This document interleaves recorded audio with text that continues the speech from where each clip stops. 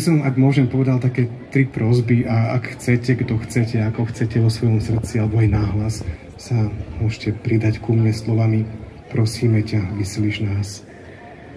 Tak ťa, Pane, dnes prosíme, aby sme naplnili tvoj zámer rozvoja a ochrany stvorenstva. Požehnávaj všetkých, ktorí sa usilujú urobiť tento svet krajším. Prosíme ťa, vyslíš nás. Milosrdný Bože, prosím ťa, odmeň každého, kto objavuje silu prírody na to, aby pomáhal iným. Prosíme ťa, vyslíš nás. Láskavý Bože, veď nás k zodpovednému prístupu k životnému prostrediu, ktoré si dal nielen nám, ale aj tým, čo prídu po nás. Prosíme ťa, vyslíš nás. Tak ťa zvelebujem, Bože, za krásu sveta a dar života. Príjmi naše dnešné prosby a našu chválu.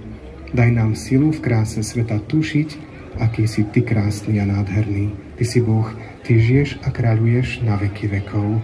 Amen. A napokon príjmite požehnanie. Pán s vami.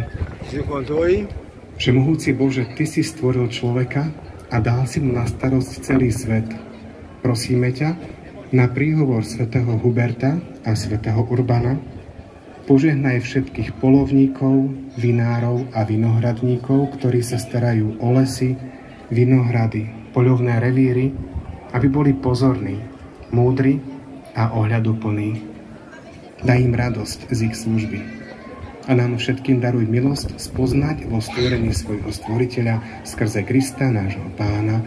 Amen. Nech vás aj všetkých vašich drahých, blízkych, aj ktorí tu nemôžu byť, žehná všemohúci Boh, Otec i Syn i Duch Svätý.